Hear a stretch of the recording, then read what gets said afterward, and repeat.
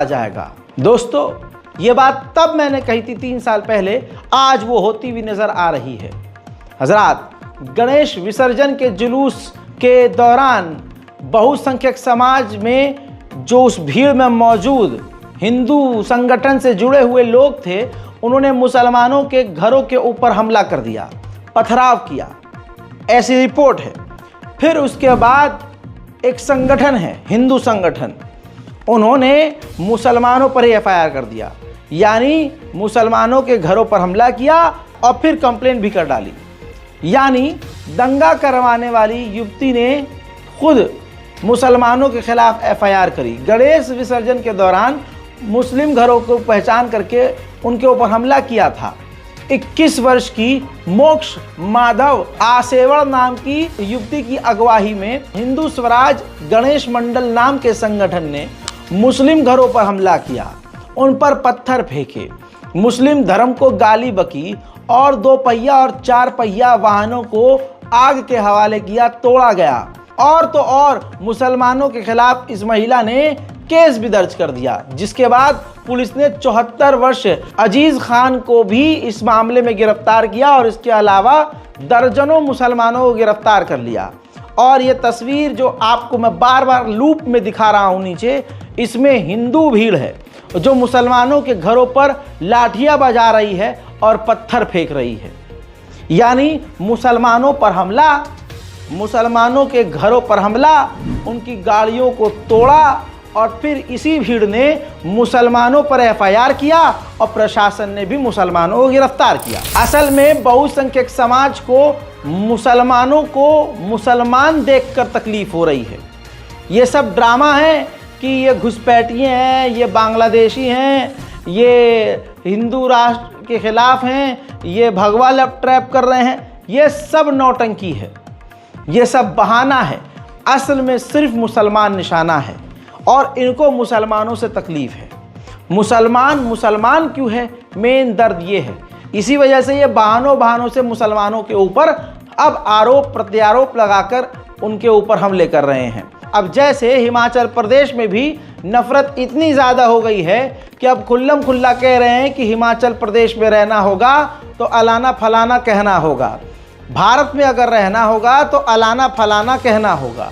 इस तरह के नारे लगाकर मुसलमानों को उकसाया जा रहा है और सरकार जानबूझकर ये होने दे रही है।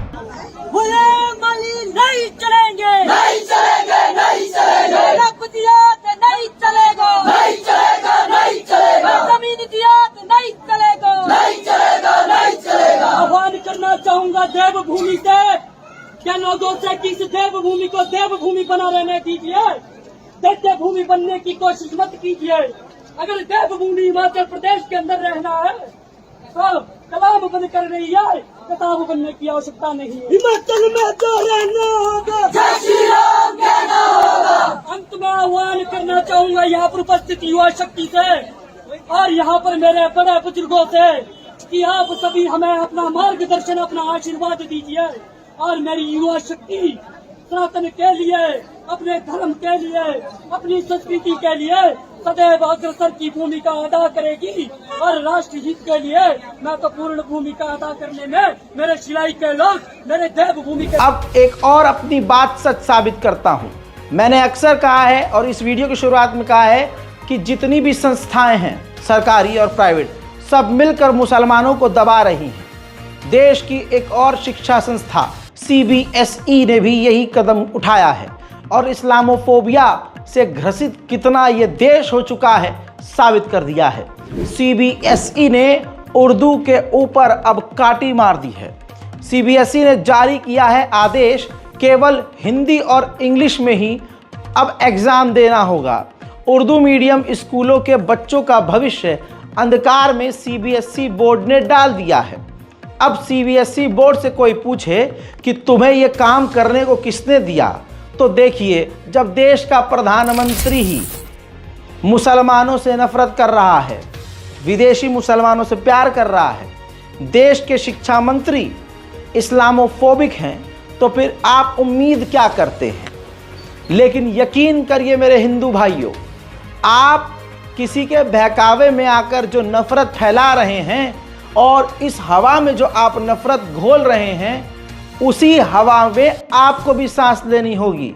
और आज भले ही हम पहले उस जहरीली हवा से हम मर जाएं, लेकिन बाद में यही जहरीली हवा आपका दम घोटेगी। जब दिमाग में गंध हो तो हर चीज गंदी नजर आती है। गोदी मीडिया, मोदी सरकार ने 2014 से हमारे हिंदू भाइयों के दिमाग में गंद डाली है।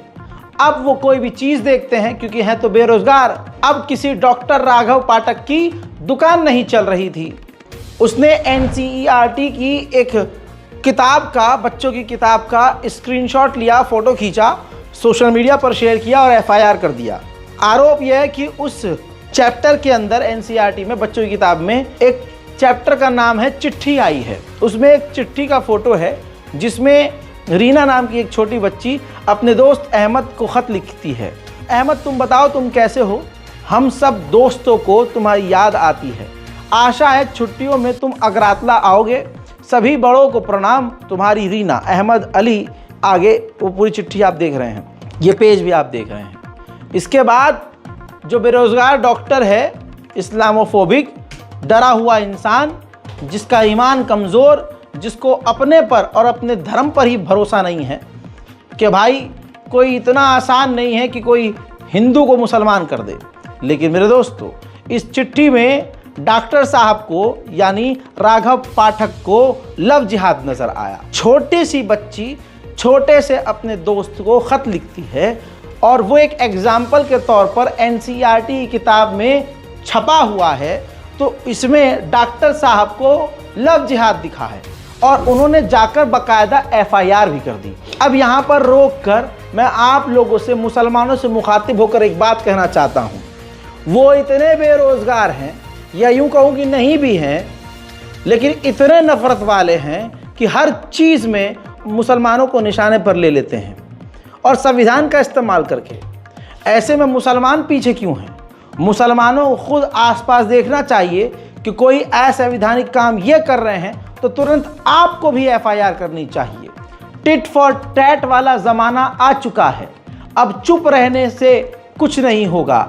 आप चुप रहोगे तब भी मार दिए जाओगे, बोलोगे तब भी मारे जाओगे। तो इतनी आसानी से हार नहीं मानो।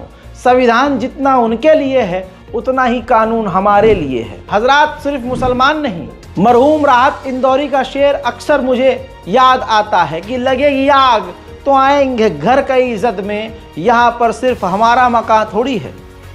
दोस्तों, अभी तक मुसलमान लपेटे जा रहे थे और साथ ही ईसाइयों को भी परेशान किया जाने लगा है, ये आप देख रहे हैं।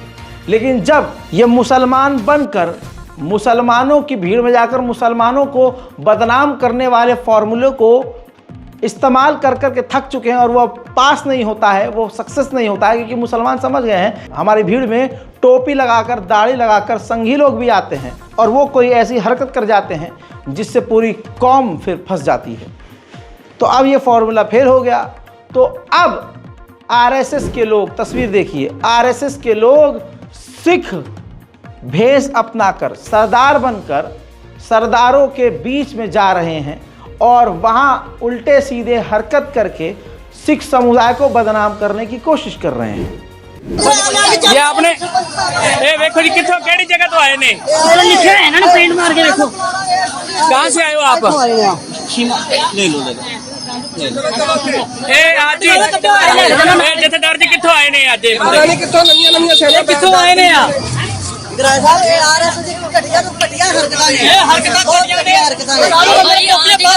सिर्फ सिखा नूं शस्त्र पहनन दा हक है। ਇਹ ਸਾਡੇ ਚੋਂ ਅਸੀਂ ਅੰਦਰ ਜਦੋਂ ਫੜਾ ਚਾਹੇ ਤੇਰਾ ਭੱਜ ਲਾਈਵ ਚੱਲਣ ਦਿਆ। ਇਹ ਬੰਦੇ जी, ये सिख समुदाय के साथ भी शुरू कर दिया गया है। अब एक एक बात सबूत के साथ लेके चलूंगा।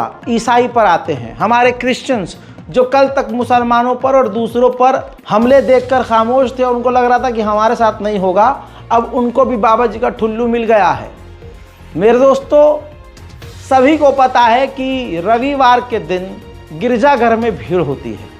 ईसाइयों के यहाँ संडे के दिन गिरजाघर यानी चर्च ज़रूर जाते हैं ईसाई समुदाय के लोग।